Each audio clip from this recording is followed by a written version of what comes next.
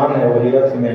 फिर अंदर डुबकी मारते हैं, अंदर बाहर 3-4 बार डुबकी मारे तो अंदर देखते तो वही भगवान, बाहर वही भगवान। अक्रूर जी समझ गए कि यह कन्हैया हमारा साक्षात नारायण है। और अब अक्रूर जी के मन के अंदर की जितनी भी झंझावातें थीं सब समाप्त हो गई। कहीं कि साक्षात नारायण है, हमारे कन्हैया का कंस कुछ बिगाड़ नहीं सकता। लेके चले गए, मथुरा में प्रवेश किए। जब मथुरा में प्रवेश किए तो मथुरा में प्रवेश करते ही जब मथुरा वासी सुने कि वो पूतना मारवे वाले कन्हैया आया है, तब तो मथुरा वालों की ऐसे ही जब राम जी जनकपुर पहुंचे थे क्या हुआ था, धाए धाम काम सब त्यागी, धाए धाम काम सब त्यागी, मनहु रंगनिधि रूप नगारी, धाए धाम काम सब त्यागी,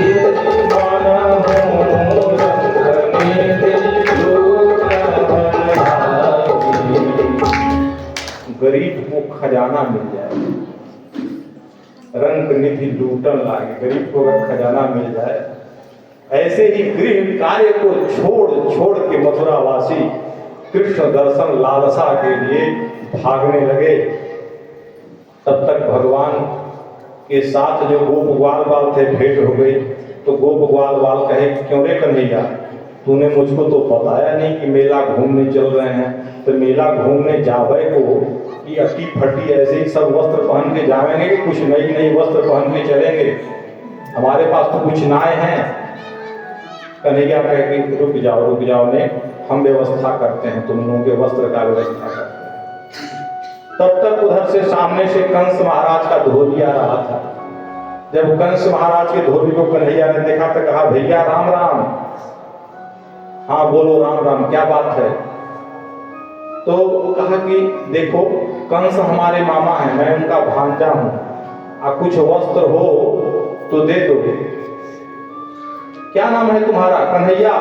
ओ तो वही कन्हैया है जिससे कंस महाराज डरते हैं, इतने इतने राक्षस भेजे मारने के लिए, तुमको शर्म नहीं आती है? गैया चराने वाला गोप ग्वाल वाली बड़ी गाली दिया भगवान को। अब भगवान कहे कि अच्छा तो ऐसे नहीं मानेगा, एक भूसा उठा के मारा, गोविंदाय। अब तो उस घाट पे रास्ते में जितने धोबी थे भगे, अरे बाप रे बाप, तो पूतना मारवे वालों आई गए और किसी को छोड़े, सब के सब भाग गए। अब चकाचक पोटली को खोल के और सारे गोप ग्वाल वाल कपड़ा तो पहन लिए, लेकिन राजघराने का कपड़ा था, वो भी कंस महाराज का। तो किसी की हाथ इतनी बड़ी हो गई, किसी की पैर कोई पूरा ढक गया। अब तो कन्हैया देख देख के हंस रहे हैं कि अरे वाह क्या बात है, आज तो दिव्य छटा। कहे कन्हैया देखो मजा मत लो, कुछ इसका उपाय करो। तब तक कन्हैया का एक भक्त था दर्जी, वो देख लिया, कहा कि अरे कन्हैया घबराने की कोई बात नहीं, मैं हूं ना, लाइए सब सही कर देता हूं। वो दर्जी ने सारे वस्त्र को सब नाप का बना दिया, सब लोग पहन के खुश हो गए। उसके बाद कहे अरे कन्हैया देख अब बढ़िया बढ़िया वस्त्र पहन लिया, तब कुछ माला वाला हो जाए। देखिए जैसे हमें माला जी चाचा जी रोज माला पहनाते हैं, कुछ माला वाला हो जाए।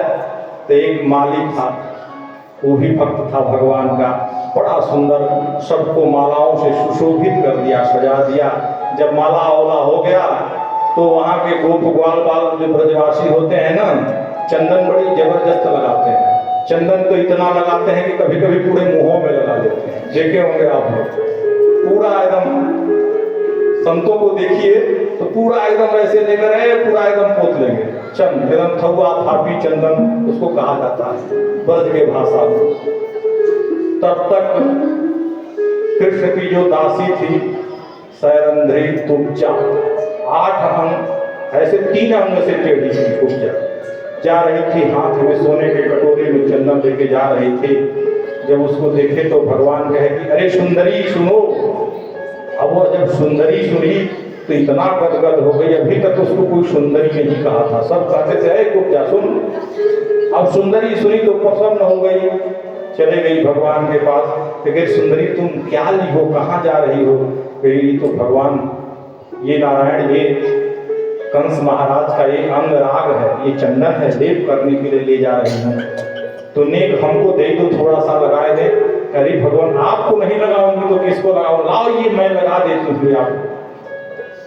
और भगवान को चंदन लगाती है। सारे गोप ग्वाल बाल खूब चंदन लगाते हैं, धुआ थापी करते हैं।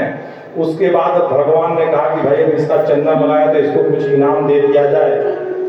भगवान अपने छोटे छोटे चरण से सैरंध्री के पैर को दबाते हैं और पैर को दबाकर और ऐसे हाथ फुट्टी पहने जाते हैं और एक झटका मारते हैं, वह परम सुंदरी हो जाती है। अब तो उसके आनंद का पारावार नहीं रहता है और भगवान कहते हैं कि मैं जरूर आऊंगा तुमसे मिलने एक बार।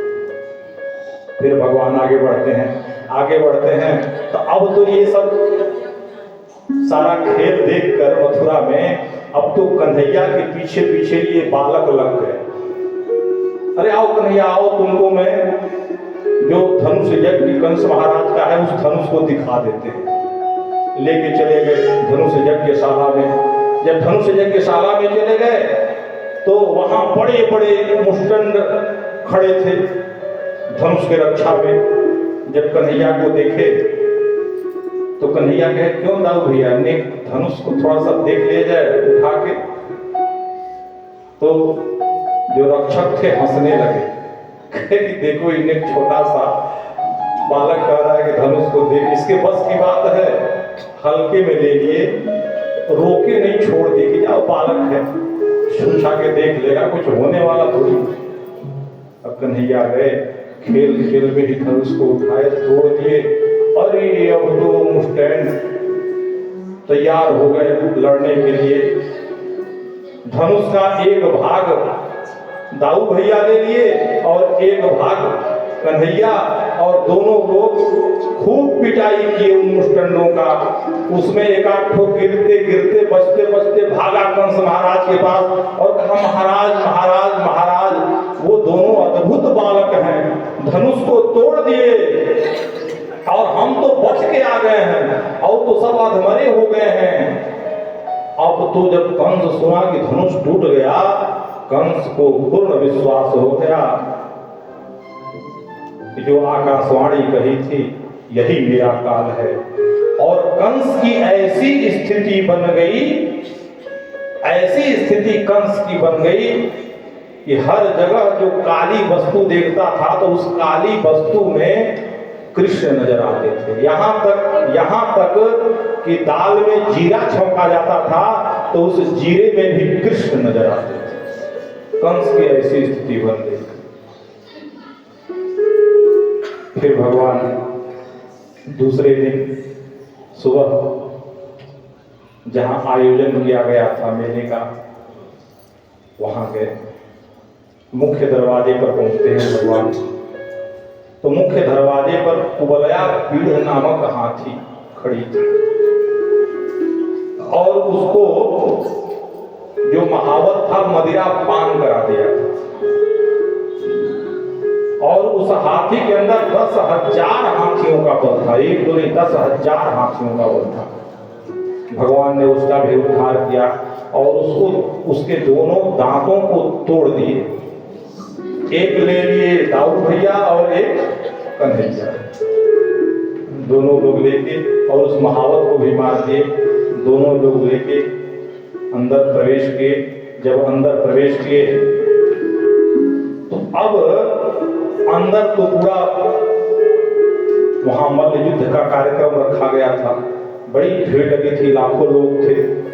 उच्च सिंहासन पर कंस भी विराजमान था, बैठा था वहीं। अब वहां भगवान को जो जिस रूप में देखता है, जिस रूप से, अब जो वहां की मथुरा की जो ये गोप ग्वाल बाल हैं उनको सखा रूप में देखते हैं, जो माताएं हैं पुत्र रूप में देखते हैं, जो संत महापुरुष है वो भगवान रूप में देखता है। जाकी रही भावना जैसी हरि मूरत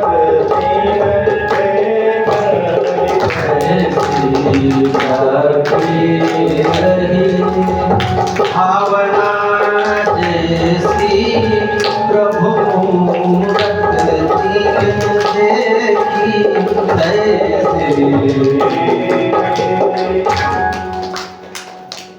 लेकिन चाणूर कहा कि नहीं, हम तो इससे लड़ेंगे।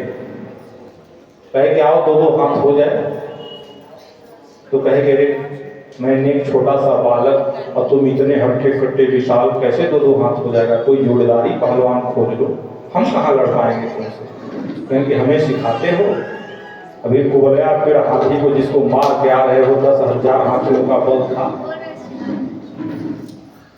चाणूर कन्हैया के साथ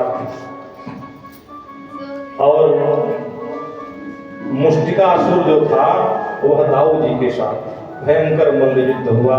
उस मल्ल युद्ध में चाणूर और मुष्टिकासुर मारे गए और अद्भुत मल्ल युद्ध चला, अद्भुत मल्ल युद्ध चला।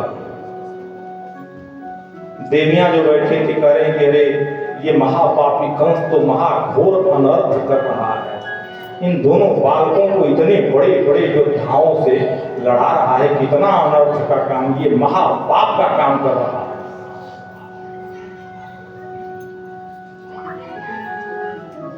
अब बताइए कि छोटे छोटे कन्हैया, छोटे छोटे दाऊजी और पहाड़ की तरफ पहलवान, लेकिन सारे पहलवानों को एक एक करके गोविंदाय नमो नमः करते गए और गोविंदाय नमो नमः करते करते जब कंस बचा तो भगवान ने एक छलांग लगाई और एक छलांग लगा के और कंस के सिंहासन पर आरूढ़ हो गए। कंस को समझ में ही नहीं आया कि ये कब आ गया मेरे पास, और कंस के केसों को पकड़कर सिंहासन से खींचकर नीचे ले आए और नीचे ले आकर कहा कि क्यों, याद है मेरी माँ का तूने ऐसे ही केस पकड़ा था कंस, और कंस का भी गोविंदाय नमो नमः। बोलिए बालकृष्ण कन्हैया लाल की, बोलिए कंस मर्दन भगवान की श्रीमन्नारायण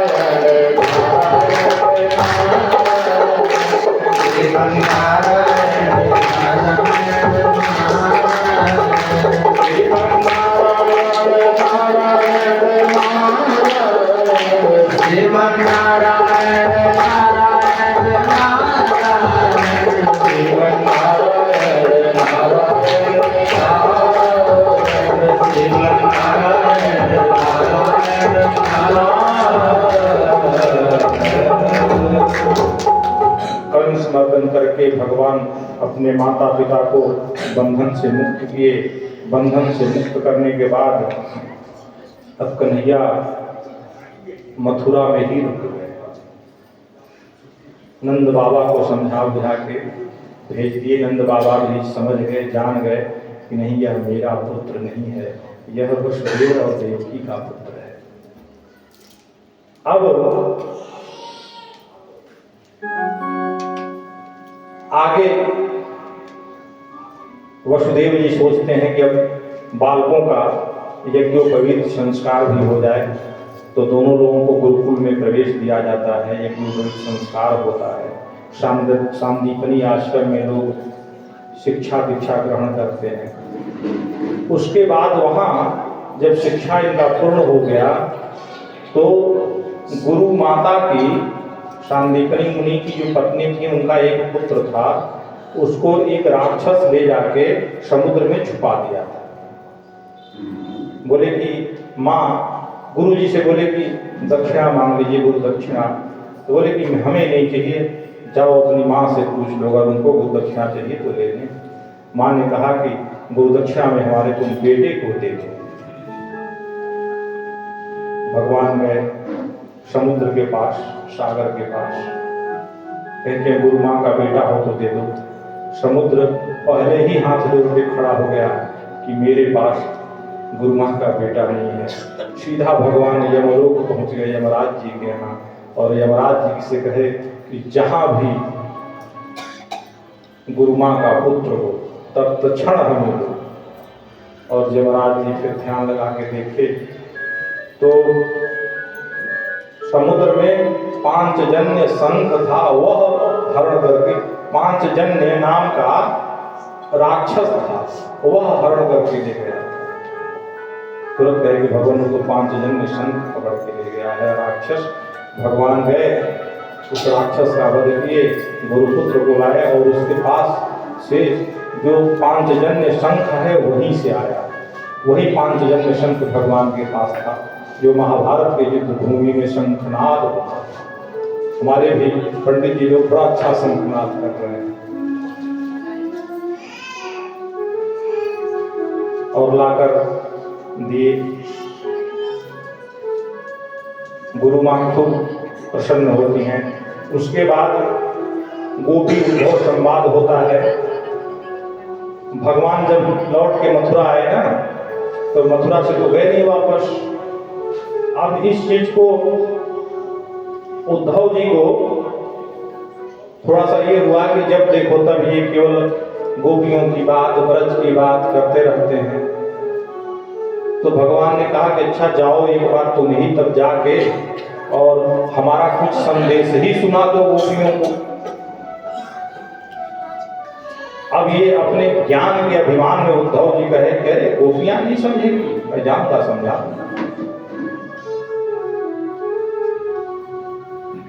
उद्धव जी जाते हैं ब्रज में, यानी वृंदावन में। वृंदावन में जाते हैं तो गोपियों की जो स्थिति है विचित्र स्थिति है। उद्धव जी देख क्या रहे हैं, कल्पना करिएगा जरा। एक नाला बह रहा था। पूछे कि भैया ये यशोदा मैया का घर किधर है? संत भाव देते हैं, संतों का भाव है। यशोदा मैया का घर किधर है? तो गोप ग्वाल थे गए, मोको नहीं पता। फिर आगे बढ़े, पूछे भैया यशोदा मैया का घर किधर है? नंद बाबा। तो एक कुछ थोड़ा सा बड़ा उम्र का व्यक्ति था, कुछ सुलझा था, तो कहा ने ये नाला देख रहे हो, इसको पकड़ते पकड़ते चले जाओ तो तुम नंद भवन में पहुंच जाओगे।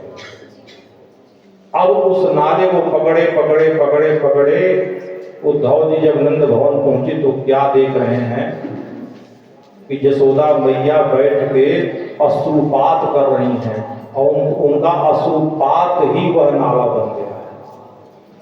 ऐसी विरह की स्थिति थी।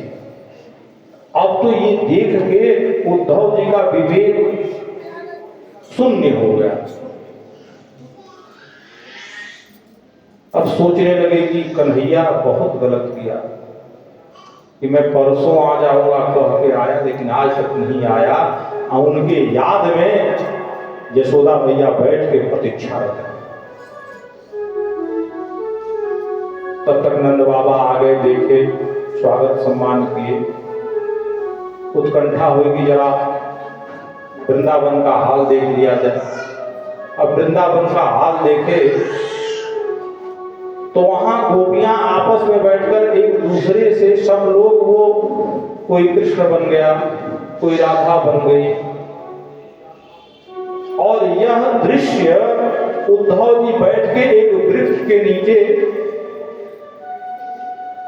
सालों साल देखते रह गए, लेकिन कोई गोपी उनसे बात तक नहीं। अब तो कहेगी बाप, ये विचित्र स्थिति, गोपियों की इतनी विचित्र स्थिति थी कि उद्धव जी आज भी एक जगह है वहां ज्ञान गुदड़ी, ज्ञान गुदड़ी में उद्धव जी का ज्ञान वहीं धरा का धरा जो लेके गए थे कि हम बहुत सारा उपदेश देंगे।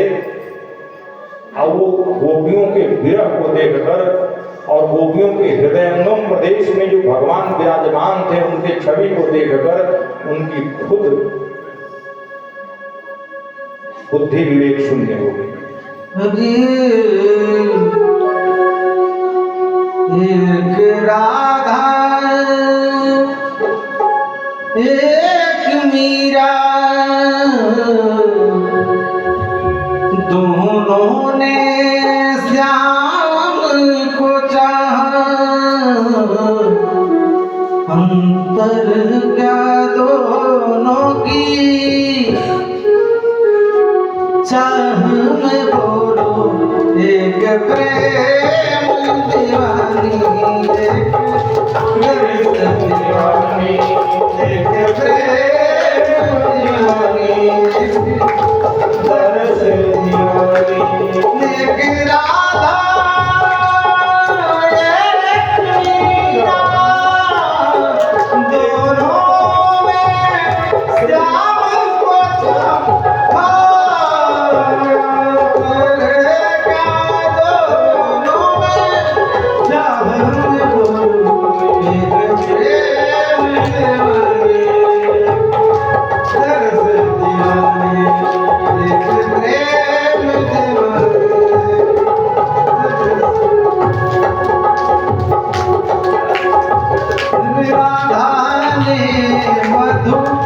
वन में ढूंढा मीरा ने मन में पाया,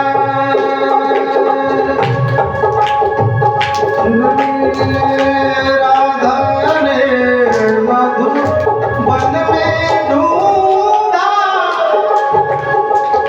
मीरा ने मन में पाया, राधा जी से हो बैठी वो मीरा हाथ मिलाया, एक मुरली एक घायल एक पगली एक घायल, दोनों के अंतर क्या प्रीत में बोलो, एक सुर फुलवानी मूरत मुखानी, एक सुर फुलवानी मूरत मुखानी, एक प्रेम दीवानी एक तरस दीवानी, एक प्रेम दीवानी एक तरस दीवानी।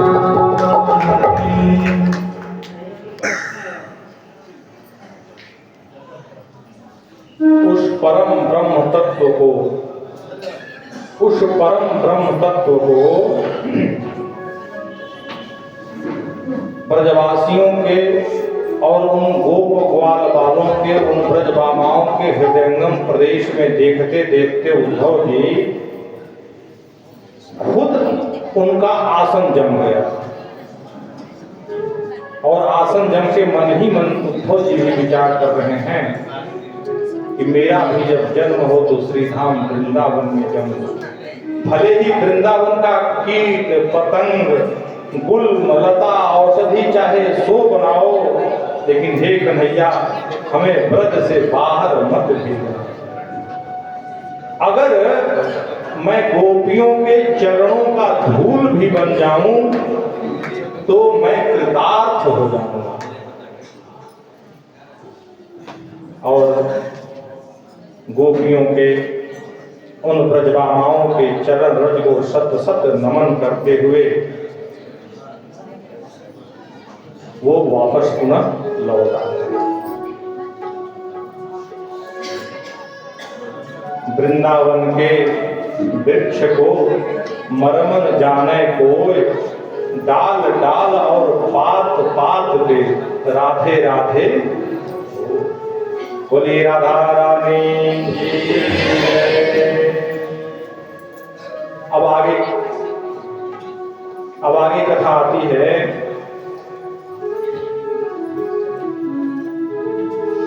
शुकाचार्य जी सुखदेव जी महाराज दशम स्कंद के उत्तरार्ध में प्रवेश करते हैं। और प्रवेश करते हैं तो कंस के मरने के बाद उनकी जो पत्नियां थीं अस्ति और प्राप्ति, उनके पिताजी जरासंध थे, मगध नरेश जरासंध। जरासंध 17 बार आक्रमण किए मथुरा पे, 17 बार, 17 बार हार खाना पड़ा। 18वीं बार में ब्राह्मणों को बुलाकर यज्ञ कराने लगे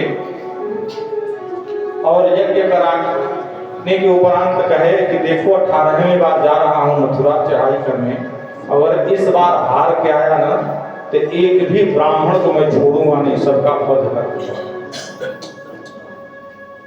भगवान ने ब्राह्मणों का मान रखने के लिए मथुरा को छोड़ के भाग गए, तो उनका नाम क्या पड़ा? रणछोड़। बोले रणछोड़ दास महाराज की। कहानी इसमें आती है कि भगवान श्री कृष्ण के हाथ में तो कोई आयुध था नहीं,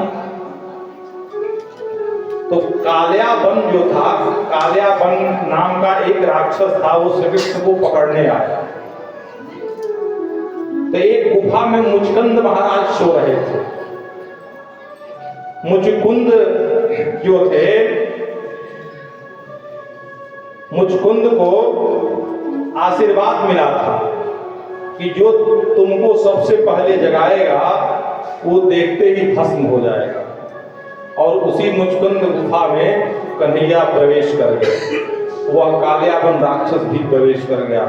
तो देखा कि कोई सोया है, कहा कि ओ इसमें आके तुम आराम फरमा रहे हो।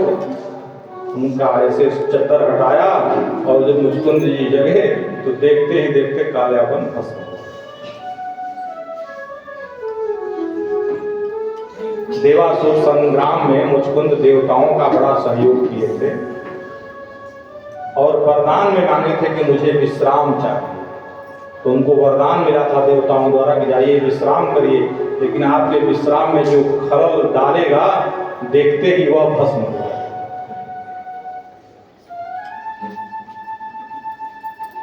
अब भगवान जब वहां से भागे तो एक टापू पर जाकर द्वारिका पूरी बसा लिए और भव्य, बहुत ही सुंदर भगवान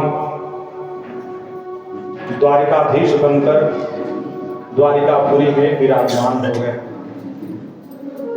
भगवान भीष्मक सुता रुक्मिणीं रुचिरारणां राक्षसेन विधानेन उपयेम इति श्रुतम्।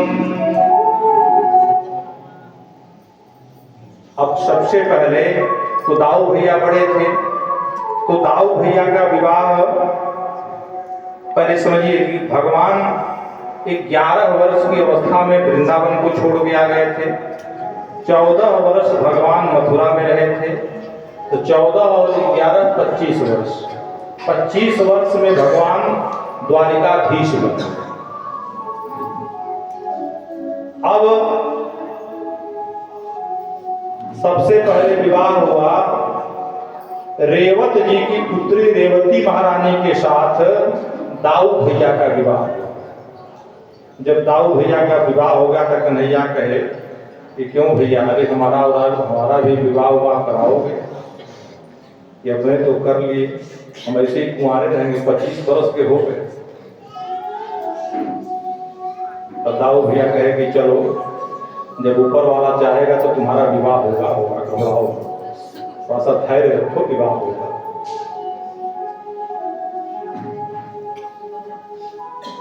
अब आइए हम लोग श्री रुक्मिणी विवाह के प्रसंग में प्रवेश करते हैं। मान के आप चलें कि 10 से 15 मिनट और हम लोगों के बीच में रुक्मिणी कृष्ण का झांकी भी आएगा, जो यहाँ हमारे चाचा जी और चाची जी, उनका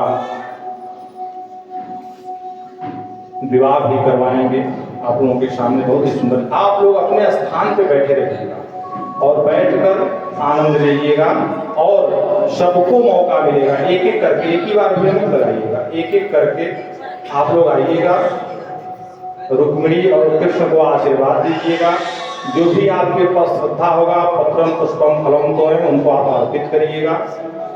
क्योंकि लीला पुरुषोत्तम का विवाह ऐसे ही शुभ अवसर पर देखने को प्राप्त होता है, हर समय नहीं प्राप्त होता है। जब श्रीमद् भागवत का आयोजन होता है, और यह श्रीमद् भागवत का आयोजन जब हमारे पूर्वजों की बड़ी असीम कृपा होती है, असीम अनुकंपा होती है, तब इस तरह का आयोजन होता है। और पूर्वज इतने प्रसन्न होते हैं, इतने प्रसन्न होते हैं कि क्या कहा जाए, वहाँ बहुत प्रसन्न होते हैं। और लीला पुरुषोत्तम की शादी झांकी ये बार बार देखने को नहीं मिलती है। बड़े प्रेम से आप लोग स्थान पे बैठ के झांकी का आनंद लीजिएगा, देखिएगा, और सबको मौका मिलेगा भगवान का दिव्य दर्शन करने के लिए। आप श्रद्धा पूर्वक जो भी लाए होंगे रुक्मिणी के निमित्त, वो आप अर्पित करिएगा, कोई मनाही नहीं है, लेकिन बड़े आराम से एक एक करिए। अब सुखदेव जी महाराज कहते हैं कि परीक्षित, कृष्ण का पहला विवाह रुक्मिणी जी के साथ हुआ राक्षस विधि से। तो कहे कि भगवान ये राक्षस विधि क्या है, हमें कुछ बात नहीं, सब थोड़ा सा विस्तार से बताइए। तो कहे कि विदर्भ देश के राजा भीष्मक थे, उनकी एक बेटी थी जिनका नाम था रुक्मिणी। भीष्मक जी के 5 बेटे थे, रुक्मी, रुक्मरथ, रुक्मबाहु, रुक्मकेशी और रुक्मवाली। 5 भाइयों की इकलौती बहन थी रुक्मिणी। रुक्मी जो था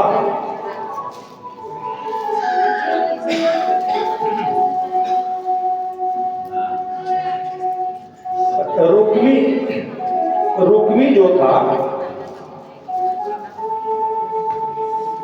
बड़ा ही बिगड़ैल किस्म का था। तो भीष्मक जी की भी इच्छा थी कि रुक्मिणी का विवाह द्वारिकाधीश के साथ कर दिया जाए, लेकिन रुक्मी कहा कि नहीं, उस रणछोड़ से, उस भगौड़े से अपनी बहन का हम शादी करेंगे, जब हंसाई करेंगे।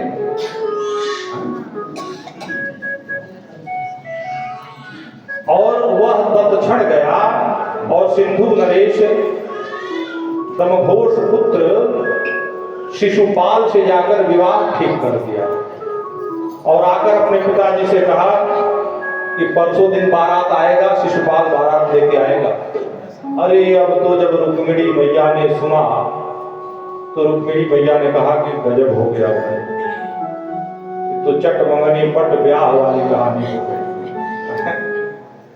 अब तत्क्षण रुक्मिणी मैया एक ब्राह्मण को बुलाती हैं, और उस ब्राह्मण को सप्तपद में उनका विवाह होता है ना, सप्तपदी होता है। तो ऐसे ही ठीक 7 श्लोक में सप्तपदी के माध्यम से एक पत्र लिखती हैं केशव के लिए, और पत्र लिखकर देती हैं और कहती हैं कि देर मत करो, जितना जल्दी हो तुम द्वारिकापुरी चले जाओ, और यह पत्र किसी को मत देना, सिर्फ द्वारिकाधीश को देना, और अकेले में देना।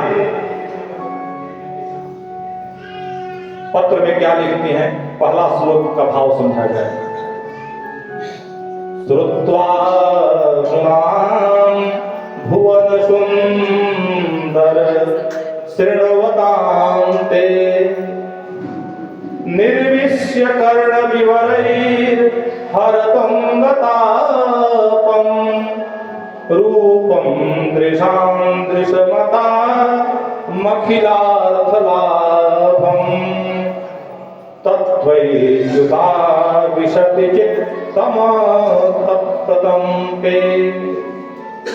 कहते कि हे अच्युत, हे भुवनेश्वर, हे त्रिभुवन सुंदर, तीन चीज है। हे अच्युत, हे भुवन सुंदर, हे त्रिभुवन सुंदर, आपकी महिमा तो मैंने बहुत सुनी है, लेकिन कभी इन नेत्रों से मैं देखी नहीं हुआ। पर आपकी प्रशंसा को सुनते सुनते आपका वह जो विहंगम छवि है वह मेरे हृदय में आकर विराजमान हो गई। और इस पत्र को जैसे ही पाइएगा प्रभु, आप विलंब मत करिएगा, तत्क्षण आ जाइएगा। और अगर आप नहीं आएंगे तो फिर आप समझ लीजिए यह रुक्मिणी आपके विरह में इस देह भान को भूल जाएगी। अरे अब तो जैसे ही जब पंडित जी पढ़ के सुनाए सप्तपदी, और सप्तपदी का पहला ही वाक्य सुने तो कहे कि जल्दी जल्दी पढ़ो।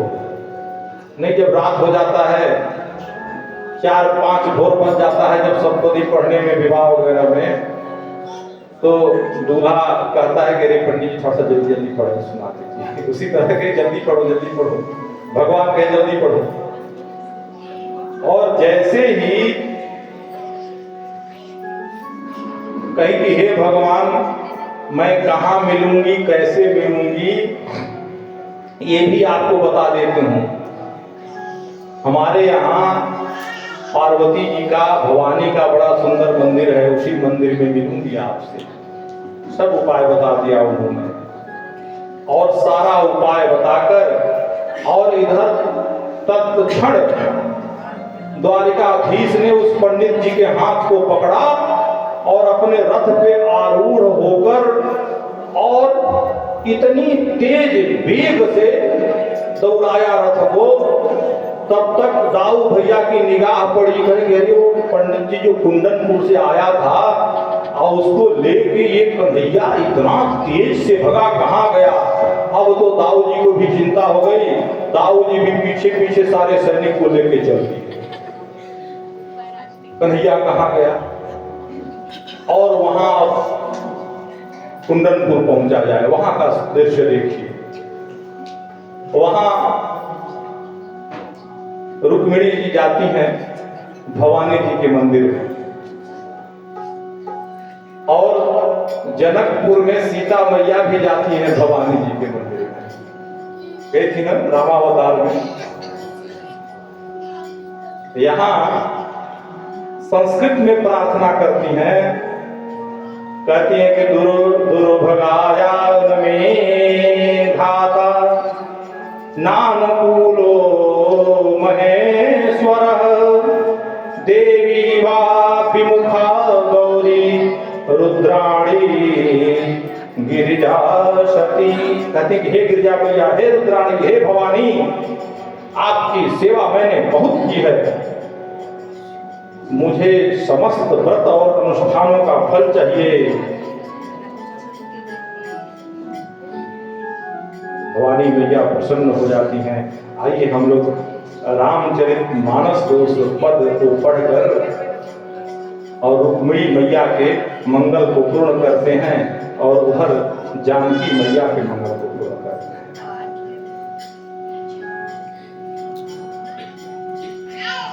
जय जय गिरिवर राज किशोरी, जय जय गिरि